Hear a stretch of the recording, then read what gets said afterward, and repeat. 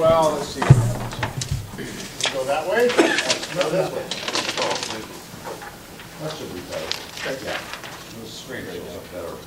So, anyway, it's good to be back. I looked it up on the calendar, and I think it was a year ago, last March, when I Oh, was okay, down it's here. been 2 years. 2 years? It's been a while. It's been a while. It's been a while, but, yeah, and hopefully I'm not as nervous this time. No, you're doing much better, Terry. I'm doing much better. How many firefighters do we have tonight? And how many of you are EMTs? Do you have an ambulance up here? We do, but we don't do transport, but Okay, they were invited, I'm not sure if they're here. okay. So none of your guys work for the, Oh, there may be some crossovers. no, okay. And do we have anybody from the general public tonight? We have one. Yeah, but you've been through this. So we got something to pick on now. Yeah, we got something to pick on. So anyway, I'm glad to be back. I will, about me, I've been with Chelan County Fire District 1 as a volunteer in the support division as a photographer. So you probably see me on the flyers and that, and maybe even gotten in a picture or two. On a personal note, my wife has Alzheimer's, and she's in the late stages of the disease now. And I placed her 2.5 years ago, and after that, I started learning about things I should have known before. And what made my life a whole lot easier and her life too, because it's a very difficult situation. So tonight, I would kind of like to make it more free and open. I'd like people to ask questions along the way. If you're like me, by the time somebody gets through speaking, you forgot the question you wanted to ask. Go ahead and break in, ask questions, make comments. I facilitate a couple of caregiver support groups in Wenatchee, and what I like is when people interact and talk about it, because you're going to have different experiences. And to start off with, how many times are you running into somebody with dementia? Do you have any idea? Do you have any examples of where you think you might have a dementia person?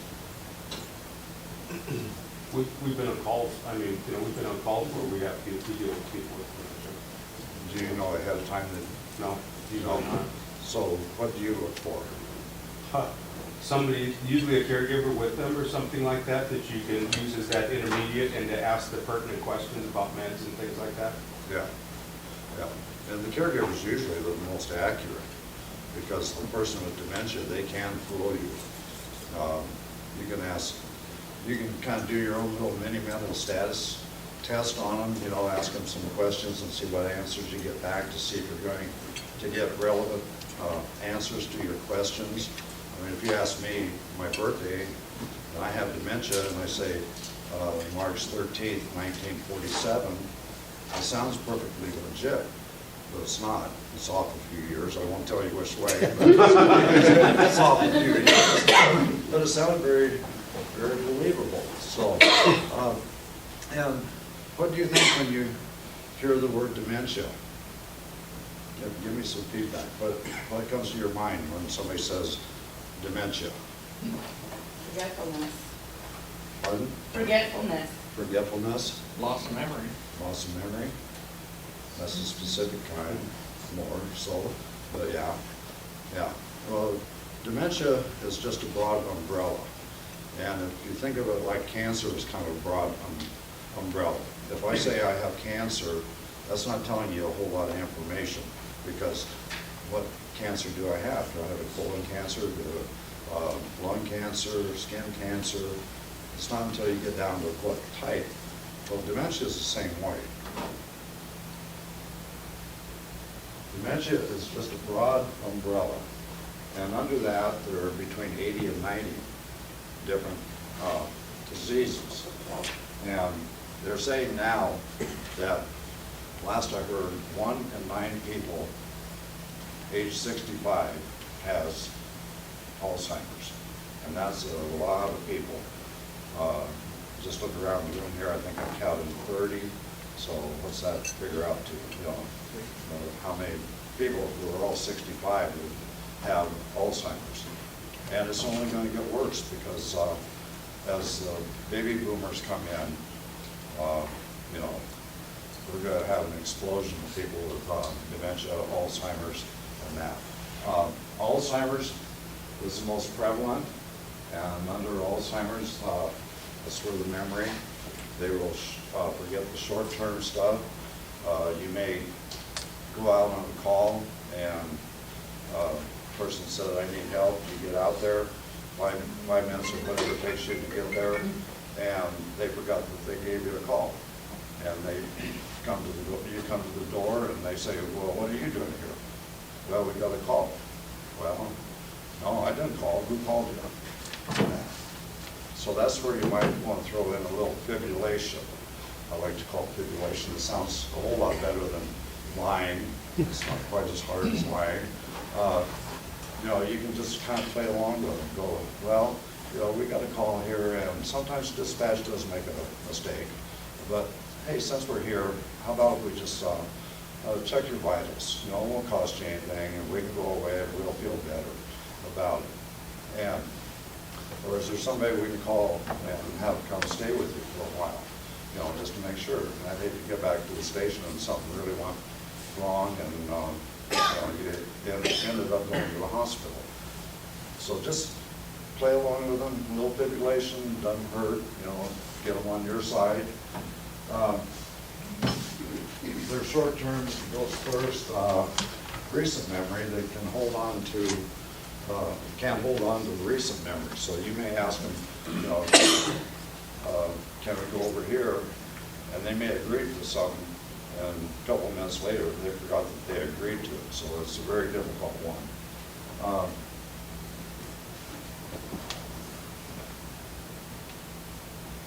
They'll misspeak. They'll have problems finding words, as we'll learn later on the brain tour why that is. But you know, they won't be able to find words because those words aren't there anymore, or they can't find them at that time. They may come up and say, well, okay, it's one of those things, you know, you push it in this hole and then you turn it. They can't find the word key. That's another sign of Alzheimer's and dementia. Well, it's been my experience that they've remembered some words, usually the bad words. Pardon? So usually they remember the bad words. Oh, yeah, that's coming up. Okay. That's coming up. I haven't forgotten that one. Oh, well, I'm just going by experience. Yeah. Oh, yeah, they'll remember the bad words. They're the ones that'll get lost. My wife did that fairly early on. You know, she went down to pick up her mom, and you know, a couple miles away, and we came back up Cherry Street, and instead of turning right on Western, she turned left, and luckily she was able to find her way back, realized that she had made a mistake, but that would have been an early sign. The next one is, they said vascular was the number 2. Now I'm hearing Lewy body is the number 2, dementia. But vascular is sudden changes. My dad had vascular dementia, and he was going along and he was having these problems, and I don't know how many times we'd go over to their place and he'd have to take us into the living room and show us Saddle Rock, and 2 people fell off of there and died. That was many years ago, but we heard that story over and over again. And also, I don't know how many times he had to take me out and show me the little aluminum windmill in the back and how it worked. But then all of a sudden one night, my wife and I were getting ready for bed, and about 11, a little after 11, and my stepmom showed up on her door and said, he's beating on me. And he had just all of a sudden turned violent. He was having these memory problems and, you know, repeating things, but all of a sudden he turned violent. And so we went over back with her to just check things out. And walk in, he was asleep, she reached down, kind of, you know, hi honey, and he came up swinging, and he was swinging at me, so that was when we went into panic mode and found a place to put him and that. But so it was that sudden change. Lewy body, they have movement problems. They're gonna be the ones that are gonna be the falls. You'll go out on call, fall, and then it may relax for a while, and then pretty soon, another fall.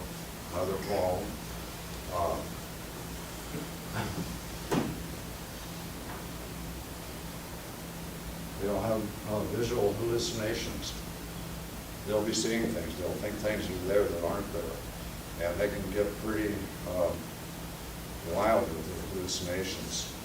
My wife only had the diagnosis of Alzheimer's, but you can have mixed dementias, and I think she probably had some Lewy body in there at the beginning.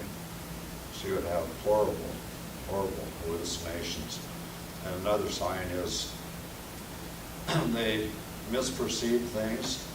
The brain will take a piece of this and a piece of that, put it together, and that becomes a reality.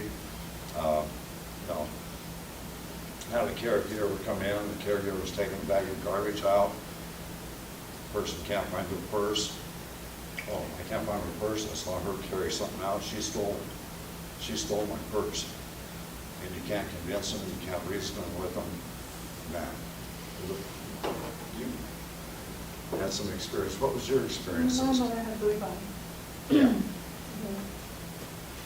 She did lots of strange things. Lots of fun and strange things. Yeah. Yeah.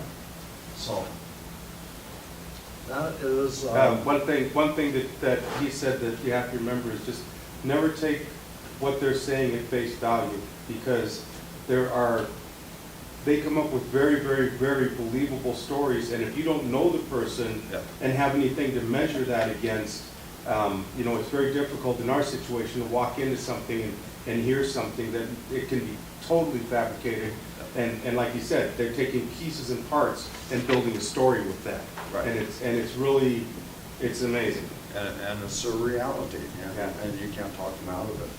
You just got to go with it and try to figure out the best you can. My mother-in-law, she has dementia. I don't know if she's been diagnosed with any certain variety of dementia, but of course I knew better. But when she was still living with her in her home before they placed her, and she had so we went up to visit one day, and I asked her, I said, well, Mom, you and Roger still doing your walks? Oh yeah, we're walking every day, we're just puffing around the park. Totally believable. Well, I knew that the husband, Roger, had surgery on his foot, and he hadn't been able to walk for 2 months. But if you walk into a situation like that, it's going to sound very, very believable. And then after those three, you have frontal temporal. You get some really strange things with frontal temporal. And we'll explain a little bit about that. In total, there's 80 to 90 different dementias, but we won't get into all of those. So now, let's do a little brain tour. Speaking of frontal temporal, put your hands up on your head. This is your frontal lobe. This is your executive control center. This is what makes you who you are. This is where you look at things and decide, do I want to do that? Do I want to say that? This is where you make your decisions, where your values are. Let's just see it from another person's point of view. And where your behavior, judgment, and reasoning are. I better not say that in front of this crowd. I better not tell that cop to go take a flying leap, because I may be end up calling somebody to come bail me out. Okay, take your hand. Behind your frontal lobe is where your impulses are. Your impulse to eat, your impulse to drink, have sex, to say and do whatever you want to say. And what controls that is your frontal. It's your filter.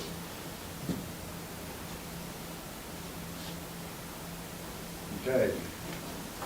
Keep your hands on your temples. You lose on the left, retain on the right. You lose on the left, and you retain on the right.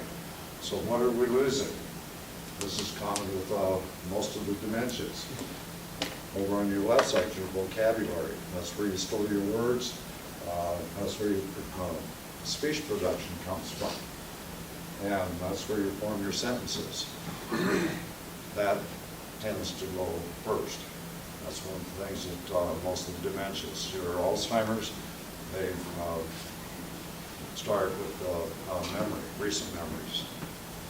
Your right temple, this is your social chit chat. Well, hey, how are you doing today? It's a little cooler today, isn't it? Okay, they can retain that.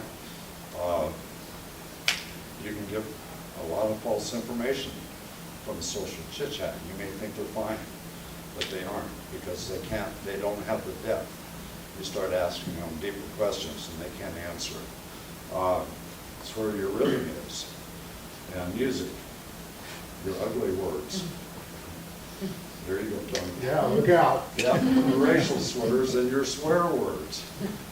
Those are maintained. And so as your right temple goes, what do they have left? They have this over here. So you may walk in and find some person, you know, a tidy house and religious artifacts sitting all around, and that person's knocking your socks off with the language. Because what do they have left? They've lost this over here, and they've lost part of the filter too. And you'll get some.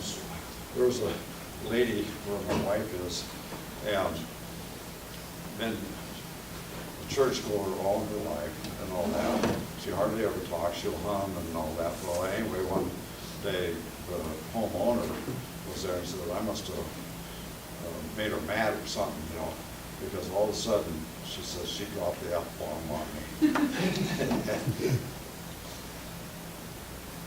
Okay, the back base of the brain, back here, that's where you process your sight.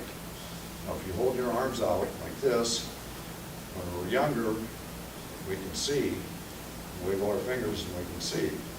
Now I'm getting older, I have to pull them in a little bit. My brain's slowing down, I have to pull them in about here, and that's probably about right for my age, and I'm not gonna tell my age. Unless you remember what I said last time. I don't remember. Good, thank you, Tony. But that's because my brain's slowing down, so it's starting to ignore some of the peripheral. With Alzheimer's, bring your hands in about like this, to about a foot. That's the vision field of Alzheimer's in mid-stage. And most people are not diagnosed until they're into the mid-stage. If you take and put your hands up like this, make little circles, binoculars, that is field of vision of a mid-stage Alzheimer's patient. Now, as the disease progresses, the brain can't handle all this information coming in. And so it'll say, okay, hold your fingers up like this. Close one eye, and then open that eye and close the other one. Bounce back and forth. Just bounce and nimble. The brain says, I can't handle that. So we're just going to shut one eye down. And usually, this is a non-dominant eye. If you're right-handed, your right eye's going to hold. So now, you're down to a binocular. And that is the vision field of somebody in late-stage Alzheimer's. And I noticed that with my wife, if I'm on one side or the other. And field of vision becomes very important as we'll find out. The top of the brain, up here, that's where your motor strip is. That's one of the areas that Lewy body attacks first, is that. And so the people with Lewy body, they will tend to lock up at different times because their motor strip is not getting the signals, and so that's why they'll fall. All of a sudden, they walk along and their brain locks up and over they go. And a lot of times, it's much easier with somebody with Lewy body if they don't have to think about something. If it's just an automatic procedure, you know, so if I come up to you and I say, hey, would you like to come up and let's get them over here. That takes a lot of thinking.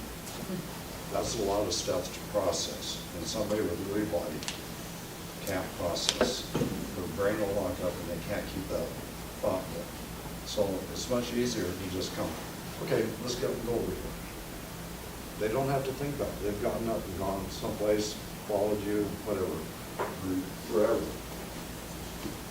It's also your sensory strips, and sometimes they'll, that's where you touch and feel and all that.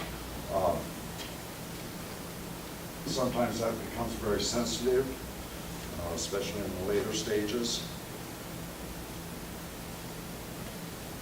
Inside the brain is where the memory is. Like I said, your temples push in about 3/4 inch, and that's where your memory is, and that's, don't do it, Tony. We got any EMTs here. But, You're pushing your skill but with that's where the memory is stored. Also, deep in the brain is the memory, the hearing. And there are slides that show that even at late stage, the hearing portion of the brain is still intact. The rest of the brain is died away. And so sound becomes very, very critical. I would suggest, if you go in and somebody's getting agitated and that, back off on the sound. Turn your radio down or off if you can.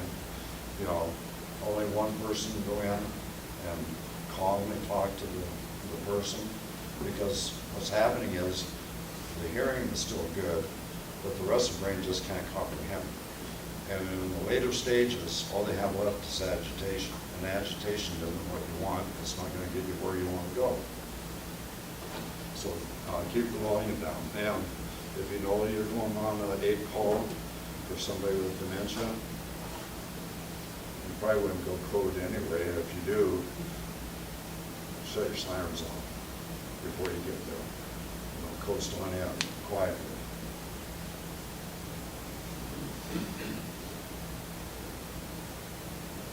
Okay, what to look for? What would you guys look for if you went in? That might give you an indication that somebody has dementia. What kind of medicines they're taking? Their medications, maybe? Medications. If they're taking Yeah, medications. medications. For the medication count doesn't add up to the refill date. If you can look at that, is that what you meant? Or, yeah, they may be double taking, triple taking, or they may not be taking. If it doesn't look right, the amount of pills in there for when they had a refill. And with people with Alzheimer's and dementias, some of the medications is very critical, and the time that they take them is also pretty critical. And medications of Aricept, Razidine, Exelon, or Namenda, those are some signs. Doesn't necessarily mean that the person has dementia, but a doctor or a nurse practitioner or somebody thinks they may have, and they're trying these out to see if they help. But it is an indication. Clothing that's mismatched. Out of season. It's 110 outside and somebody's got a parking lot. That doesn't make sense. They got their nightgown on over their clothes, or their clothes over their night clothes. My dad doesn't do that. It is dementia. He would layer stuff on. I'm going to town, he'd put on good clean clothes over what he already had on. Appearance. The hair looks good in the front, but it looks like crap in the back, because I can see the front in the mirror. I can recognize that. No, that looks good. Well, it must be good all the way over. So. Because you don't have any hair in the front, Kerry. What? You don't have any hair in the front. I know. It makes sense. I don't even have to look. So how's it back here? No, it's good. Look good. It's good. Thank you. You're coming, Tony. Can't sneak him. About right. Agitation and resistance to aid. Household. burnt pots and pans on the stove. I started to cook something, I forgot about it, I went outside to water the lawn, ended up pulling weeds for 2 hours, and the pot burned up. Tea kettles, maybe going on a fire call, something like that. So if you see that, what should you be looking for and testing inside their homes? Smoke detectors, absolutely. Should be doing it every time we go to somebody's house. They may not know what to do with it when it goes off, but the neighbors might. Yeah, very true, very true. My mother-in-law, when she was still living by herself, she burned up a few pots and pans. Pets that aren't taken care of, you got a little chihuahua that weighs 200 pounds, because they're overfeeding them, or they're totally skinny, they're forgetting to feed them. Things or items in strange places. My wife, still at home, I went into the main bathroom, and the toilet paper and the little holder were gone. I looked and I searched in all the normal places where she'd hide stuff, couldn't find it. Went down and bought a new holder and put a new roll of paper on there. I think it was the next day, I was in the living room behind some pictures, here was a roll of toilet paper and a holder. Strange things in strange places.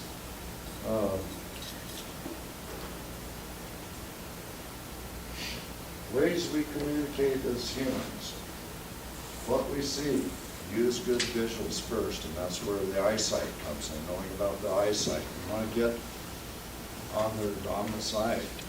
Make sure you got that eye contact, because without that, you're liable to get hit. If you come up to somebody and they don't know you're coming, and they have dementia, and they're in late stages, and you surprise them or scare them, bam.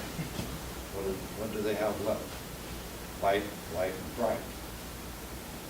That's the very, very basic core of what keeps a person going. What we hear. Give clear, short, and simple directions. Don't give them a whole string of stuff.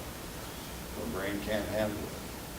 I like to think of it as, remember when you got your first computer and how you thought that was fast, and now you've progressed up and you got the super fast ones, and you go back to use the old one. Working with the fast one, they're still back with the slower processor. It takes them longer. You need to just slow down and be calm. Realize that they may not understand. Give them a few seconds to process. And what we feel. Touch last and only with permission. You don't want to just go up to somebody and just, you said, right, you do it. Sure. Yeah. You want to make good eye contact. The person knows you're coming. Talk to them. And just all of a sudden run up and start bouncing off. And I would suggest if you go in, with just one person kind of go in first. Assess the situation. We have another person can be talking to the caregiver, and we kind of touched on that and talking a little bit more about that later. But just focus one person very calmly and keep the agitation down. Don't go rushing in, like I say, with a whole bunch of people. There was a lady that I was working with, and she called, her husband fell out of the chair, he was a big man, she couldn't get him back, and all of a sudden she said she had 5 people came rushing in. No, just one person to assess, and then bring other people in as you need. Like I say, somebody else can be talking with the caregiver, they're going to give you the more accurate information. They will do better with what they see. Visual becomes a very important tool. They have to see it. It's easier for them to process. You can give them kind of a demonstration of what you want to do, instead of just coming up to somebody and, well, we need to check your heart. and start stripping them, demonstrate it on yourself first. Okay, I'm gonna do this, make sure that you got the eye contact, and you got their permission before you reach in and start doing it to them. If you can get them to help, that's great. You know, maybe they will follow you. Can you do this, what I'm doing? You know, much easier. They will hear your words, but in the late stage, they may not know what you're saying because they can't process your words. It's just a bunch of garbage to them.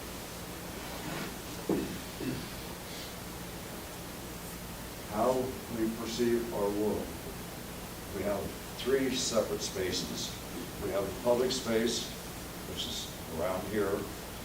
We have the private space, and the private space is usually about 6 feet out. And we can let people up to there and feel comfortable. You all feel, you know each other and you're comfortable sitting closer within that private space. But for somebody that doesn't know you to come right into their private space, it's not a good thing. And then we have the personal, intimate space where we actually touch each other.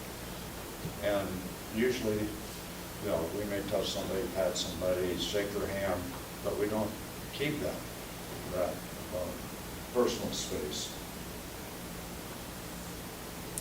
How to approach. Come from the front. Introduce yourself. Hi, I'm Carrie. Carrie, I'm Steve. Pleased to meet you. Pleased to meet you. See, when I stuck my hand out, how do you automatically? Yeah. Make eye contact. Offer your hand. Well, I got to hit it this time, didn't I? Oh, darn. I want to do it again. Yep. Get to the side. You don't want to stay right in front of them because that tells them that you're blocking them. They can't escape. You don't want them to feel that way because you're going to enhance the fight, flight, or fright.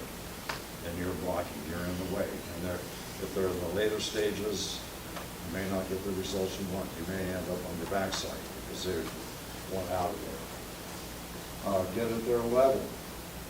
Because if I'm standing up and the person's sitting down, I'm intimidating to them. You want to get down on their level so that they're more comfortable and know that you aren't a threat to them. Wait for a response from them and then talk. Don't ask them a whole bunch of questions. One question at a time, wait for the response. People with dementia, like I say, they have a slower processor. It may take them a little while to respond. Wait for it. Wait for it. Don't rush them. And then ask the next question. And think of them as 18-month-old child. There are PET scans that show, I wish I had the slide for that, but late-stage Alzheimer's brain, where they're showing brain activity, and that of an 18-month-old is about the same. Brain activity is about the same. So that's, if you think of them as an 18-month-old, how would you approach an 18-month-old? You have to be calm. You have to be quiet. You don't go rushing in and, you know, and what kind of reaction do you get if you do on an 18-month-old? You get fight, flight, or fright.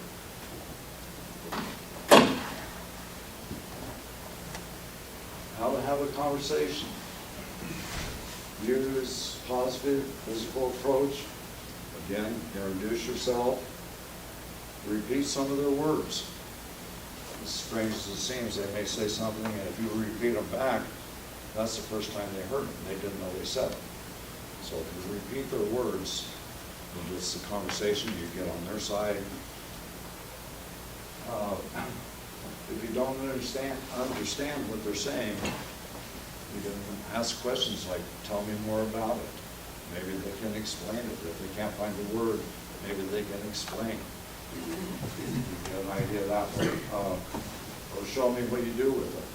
Maybe they can physically show you what they're talking about, or they can't explain it because they can't find the words. Don't argue. You aren't going to win. Don't try to reason. That's not gonna work, especially with Lewy body. They may give answers that sound appropriate, but are inaccurate. We kind of talked about that a little bit. Because of their reality, they think it's real. They've told you, and if you don't believe them, they're going to be very happy with that. Getting the person to do something. Use phrases, can you help me? Most people, if you ask them, can you help me? If you ask me, can you help me? Sure, I'll try to help you. I might be on your side. They'll be more cooperative. Or can we give it a try? Going back to that little fibrillation film, well, can we give it a try? It may be more acceptable to just giving it a try. Break tasks down to simple steps. Don't ask them to give them a whole bunch of instructions. You know, bend your waist, lean forward, sit down, break it down, let them comprehend each step. Okay, let's lean forward a little bit. Okay, now sit down, sit down. Use words and gestures to demonstrate. It's kind of like what I was talking about, you know, you might demonstrate what you want to do. You might demonstrate, you know, that you're going to put something on their arm. So if they know, they aren't surprised when you want to put a blood pressure cuff on them. Be slow. Let them comprehend. Sometimes when you ask them to do something, they may say no or they don't want to that time, but just remember how fast their perception is changing and stuff. Yeah. So if you talk to them about something else, if they're talking about, like Paul's mom, it was always Christmas, you know, and stuff like that. So they start talking about Christmas, talk about Christmas for a couple minutes, and then ask them again, Yeah. you know, would it be okay if you did this? They may do it 2 or 3 times, and all of a sudden they'll just go, oh, okay, Yeah. like they, because they have never heard it before. Their brain has never heard it before. So, you know, there are times when persistence pays off, you Right. know. But don't push. But don't push, because they can get agitated. You can get whacked. Yeah. Right. Want to know how I know that? Yeah, that's a very good point, because if they got, if their short-term memory's gone, you know, if you just kind of break off and go with the flow and talk about something else and then come back to it, you may have to do it 2 or 3 times, but, you know, if it's not life and death, take the time. Be aware that you may be cueing them up by your body language and your head movements. You know, if I come in and say, have you eaten today? You may not understand what my words are, but oh, visual again, his head's going up and down, the answer must be yes. Are you hungry? You can cue them up, and then you can give a lot of false information that way. So you have to be careful.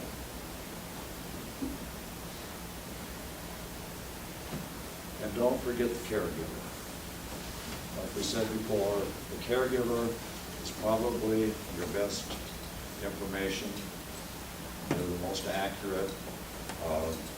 If you can separate them, get them apart, you know, it's better than talking in front of the person, because the person, as far gone as they are, they probably still know that you're talking about, and you want to give accurate information. A little side note, my wife is really well along in this, and there was a caregiver there that was doing days, and she wanted to switch to a full weekend, and so she was moved to another house. And she didn't have the compassion, you know, she did good care, but she just didn't have the compassion and care about the people. And so none of the rest of us family members and other people there were all that sad to see her go. But the residents still knew, and we had talked about that amongst us family members. And one day, this gal came back to do a fill-in, and Sharon and I are walking down the hall, and this caregiver comes up, coming the other way, and says, "Hi, Sharon." And Sharon says, "You're back." And it went up, "Oh, I'm glad to see you back." Oh, man. So they can be very aware, even in the very late stages. But also, as well as good information, they may be the reason you're there. It may be something that the person did that they've done 100 times before, or they asked the same question, said the same thing hundreds of times, and the caregiver finally, "That's it, I'm calling 911," because they are totally stressed out, they're exhausted, because all of their support has gone away, and they're doing it 24/7. So you can take the person to a hospital, they can load them up with Seroquel, or what's the other one, Haldon, it's another one, calm them down, send them back home, but you haven't solved the problem, because the situation is still there. And so I don't know what your excuse me, resources are here in Quincy, but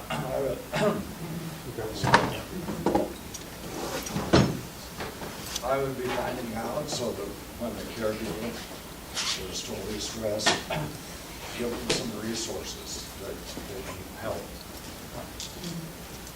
Thank you, Tony.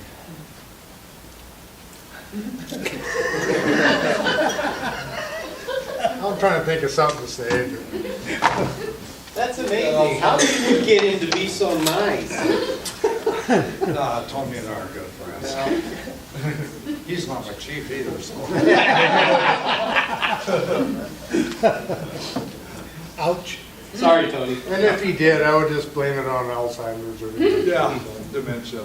But I know there's aging and adult that you can direct caregivers to in Wenatchee and Moses Lake. You're kind of in between.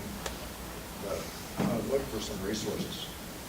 We do respite care also at the hospital, which is sometimes a good resource, so when caregivers need a couple day break, we're able to do that. Oh, you have that here. At our hospital, we do respite care. Oh, do you? Oh, that's great. That's great. We don't really have anything down in Wenatchee, to do that. We used to have a respite down in Wenatchee, but, they closed up. But, that's good. I believe the figure is like 80 or 86% of caregivers that stay in the home with a person with Alzheimer's end up dying before the person with Alzheimer's because they neglect themselves so terribly. Yeah. So always remember when you go in there, and especially when they get in the situation where it's a son or a daughter or a family that's taking care of a mom or a dad or something like that, that's like, no, we can't afford to put them in a home, we're not going to put them in a home because they didn't want to be, whatever the case is. But those people tend not to take care of themselves at all. And pay attention to that caregiver too, because you may see something there that's like, this person needs medical attention, and you may be their only outlet, being, a 911 call into their home that sees that is it, their hands are shaking, they're breathing fast, whatever the case is, and don't forget to take care of that caregiver too, so how you doing today? Pull them aside. Yeah. Get one, we got 4 people on a truck. Get one person to pull them aside and say, so how you doing? What's going on in your life? And stuff. Yeah. Very often, they're going to start spilling. I just can't do this anymore. I don't know how I'm going to do this anymore. That's a key time then if that patient gets transported to ER, that it's time to get a hold of the social worker in the ER or something like that and say, we need some sort of an intervention here, because often that's what it takes. Yeah. So pay attention to that caregiver. It's a dangerous position to put yourself in to become one, and it's very often that people don't realize it's time to put them somewhere else, because there's a huge amount of guilt that goes along. I mean, you can correct me if I'm wrong, Terry, but of that, you know, you're putting them in a home, and I'm not doing my job to take care of them anymore. And that's very unfounded, because you can dedicate your entire life, but what you don't realize is you're killing yourself, Right. you know? Right, and many times the caregiver, you know, and I did this, and it took me a long time to get past it, you make that promise. You're gonna be home until you die, you know, and you do everything you can. I do talk to the CNA class, and I go into that quite extensively, you know, because you made all these promises. You know, you're gonna be home and living until you die. When you do finally break and make the placement, that, you know, you feel guilty, you feel like you let the person down. There's a whole string of emotions, and you've already been through every emotion there is, and probably made up a few along the way doing this caregiving. So, yeah, the caregiver, as long as the person with dementia is physically okay, if it's not life-threatening, it's probably the caregiver. I would look more towards the caregiver, because, but on the other hand too, agitation, somebody suddenly becomes very agitated, there's something else going on. I mean, agitation's part of it. Sharon takes medication to keep the agitation down, but what we start looking for is other signs. It's usually something physical. It's not part of the disease. May have a UTI. It can be as bad as, you know, a very late stage, that the person got up in the middle of the night, had a fall, broke a hip, got up, went to the bathroom, came back to bed. The next morning, gets up, totally agitated. The brain knows that something's wrong, but they don't have any words. They can't tell you that, oh, I'm hurting here. So, you know, agitation is all they have left. So it's important, and this is another point where the caregiver comes in, to get a baseline. What was this person like, you know, 2 days ago? Is this normal? Is this typical? If it isn't, it's probably something physical. And Tony, can we, since you're so nice, since you're so nice, Bend over.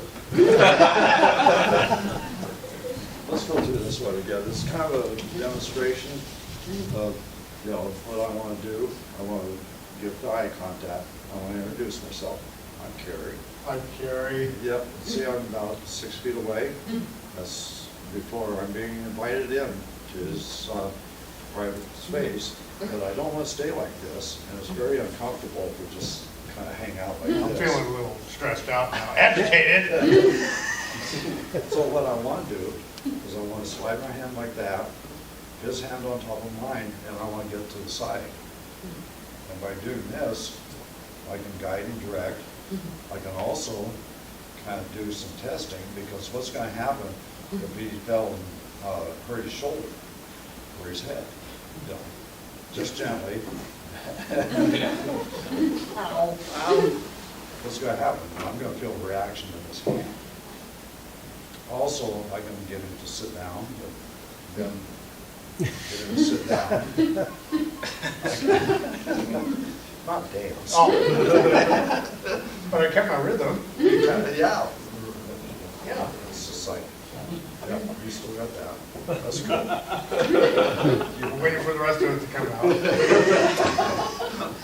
But also I can keep him distracted with this.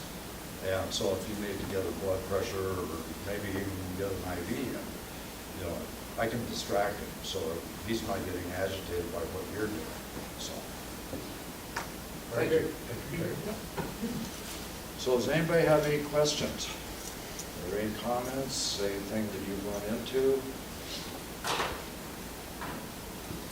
Oh, I don't know, I'm thinking, okay, I'm thinking my grandmother, she had Alzheimer's, she was in the Cambridge for a long time.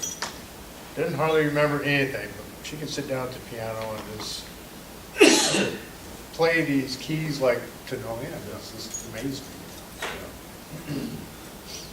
But like you said, it remains. Both my parents had dementia, Alzheimer's, whatever. But my dad had it first, and We eventually moved them out of their home. I can't even remember who we had to come in and talk to us as a family, all my siblings and everything, that, it comes to a point where you can't do it more. And, get past the guilt and everything. So we eventually put them into the Cambridge, and it got to where my dad was a little bit much for them to handle. That we started noticing, like, Mom was mimicking all the stuff that Dad was doing. Is that part of starting into dementia or Alzheimer's, that they see this and they think that's the way to go? Or was she just I don't- naturally starting into it herself? Statistically, they say that 40% of caregivers are more likely to get dementia also. So it could have been that, because of all the stress, because stress will bring on Alzheimer's many times, or dementia, because, you're totally stressed, and your brain's not working right when you're stressed. So, not necessarily, it could have been factors, it could have been, it was going to happen anyway, but being around somebody with dementia, it's a hard job. Well, it just seemed like she took on, all the different characteristics that my dad had. Yeah, and like Dale said, many times the caregiver doesn't take care of themselves and sort of things. Yeah. Well, and I mean, you guys know what it's like, we've had some fires where, you're getting 3-4 hours of sleep a night or something like that, and you know how you feel, and you're toast, and it's like, I need a day off, and you climb in bed and climb into a resident quarter room and don't come out for 3 days, whatever it is. A lot of caregivers, their fractured sleep may be an hour, hour and a half, 2 hours max, ever, and then when the patient takes their nap, they have laundry, they have cleanup, they have all these things to do. The patient's back up. They didn't get that nap period even, and they go back into a sleep cycle then of maybe getting 2-3 hours of sleep a night, of even that being fractured sleep, because we're always ready for a page to go off, right? They're listening for feet shuffling down a hallway, or something, a cabinet door squeaking open or something like that. That's the depth of their sleep. Yep. So the sleep deprivation for the caregiver and also for the Alzheimer's patient is incredible, which fuels that fire. Yeah. We had a patient out on, what was road 6 or 4 or whatever, the old guy that we were at his house several times and stuff. And I know there was the last time that I went there, the caregiver was the one that the patient needed to go to the hospital for something, but the caregiver was toast. Yeah. They were gone. They had it. They couldn't do it anymore. It was just done. And Just like taking care of that 18-month-old baby up yeah. there. So you just have to, pay attention to those things, and don't wait till you get back in the rig and are halfway home to go, boy, that poor person, taking care of that person. Take time to go take somebody to take them aside and say, how are you doing? Yeah. What can we do for you at this point? Because the person with Alzheimer's has Alzheimer's or dementia, whatever. That's not going to change. Right. You're not, like you said, you can't argue, you can't talk them out of anything. Forget it. It's just the way it's going to be. If it's Christmas, it's Christmas. If all the kids are in the other room waiting for her to come out and there's nobody there, they're all there. Trust me. So sometimes it's better to go, well, I'd like to meet them all. Let's do this first. Okay. And they get all excited because they're going to introduce you to all their kids, which aren't there. But strange but true. So sometimes, like you said, fibbing's not all bad sometimes, but just pay attention to the people around you.